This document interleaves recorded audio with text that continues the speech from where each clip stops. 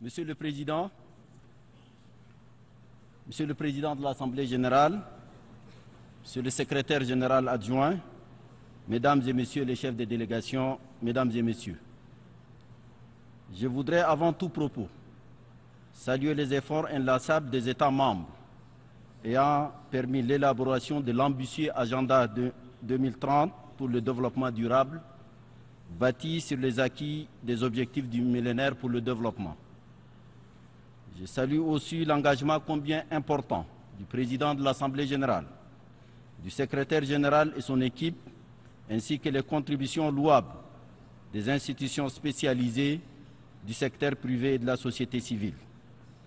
Je me félicite tout particulièrement de l'engagement de la communauté internationale à travers ce programme de placer l'éradication de la pauvreté comme objectif principal.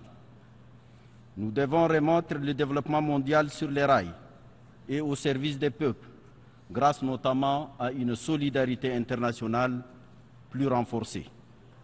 Dans cette perspective, nous mettons un accent particulier sur le respect de l'engagement pris dans cet agenda, notamment vis-à-vis de l'Afrique. Nous soulignons aussi, à notre double qualité de pays enclavés et membres des pays les moins avancés, qu'un accent particulier soit mis sur la mise en œuvre des priorités de ces entités. Mon pays, le Tchad, très touché au même titre que beaucoup d'autres par la volatilité des prix des matières premières, souligne l'importance de la transformation de nos ressources sur place.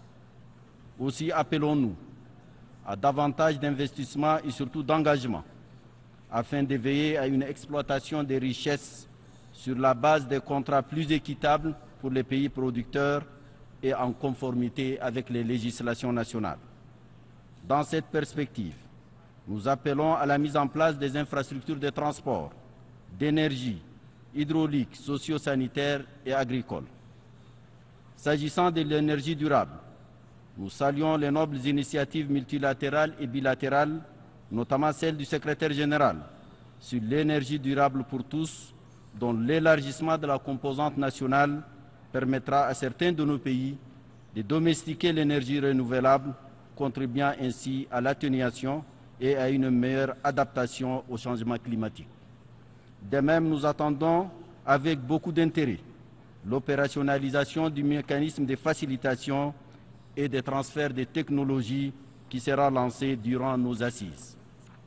Il est nécessaire de l'accompagner, surtout pour les pays les moins avancés, d'un fonds de l'innovation afin de poser les jalons d'une technologie adaptée au service du développement. Nous devons aussi assurer le renforcement des capacités de résistance aux chocs extérieurs et climatiques par les soutiens aux initiatives dont on a convenu, notamment la réalisation du programme Grande Muraille Verte au Sahel et au Sahara, qui permettra un reboisement et une réduction de l'érosion des sols, l'amélioration et la gestion de la terre et la lutte contre la désertification et la pollution. Cela passe aussi par la protection de nos patrimoines naturels, tels que le lac Tchad, qui est en danger d'assèchement et se trouve être une source de survie pour plus de 30 millions d'habitants à travers l'agriculture, la pêche et les activités connexes. Toutes ces initiatives précitées, ainsi que d'autres, contribueront à une croissance inclusive, à la création d'emplois, à l'autonomisation de la population, notamment les plus vulnérables, dont les femmes et les enfants, et apporteront des réponses à la crise migratoire actuelle. Elles contribueront aussi à la mise en place du concept du compact social afin que personne ne reste sous le seuil de la pauvreté. Distingués représentants, mon pays souligne la corrélation entre la paix et la sécurité et le développement. Nous ne saurons parler de développement sans prendre en compte la dimension paix et sécurité. Sans celle-ci, la mise en œuvre de cet agenda sera difficile, pour ne pas dire impossible. Ma délégation réitère donc que l'universalité de l'agenda 2030 ne peut se réaliser sans un engagement pour la mise en œuvre efficace de tous les objectifs et cibles du développement durable. Il nous semble aussi que c'est l'un des agendas les plus complets Et sa particularité, c'est aussi la double référence aux moyens de mise en œuvre dans l'objectif 17 et le lien intrinsèque établi avec l'agenda d'action d'Addis Ababa pour le financement du développement.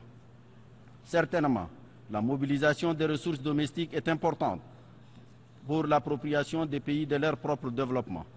Toutefois, cela ne sera pas suffisant et la communauté internationale devra donc mobiliser les moyens financiers et non financiers adéquats. Le Tchad, mon pays, ne ménagera aucun effort pour internaliser l'agenda dans notre stratégie de développement. Nous avons pris des dispositions pour mettre en cohérence notre vision Tchad Horizon 2030 et le plan quinquennal 2016-2020 avec l'agenda du développement 2030. Cela nous permettra de mettre en place les mécanismes de suivi et d'évaluation appropriés. Je vous remercie de votre aimable attention.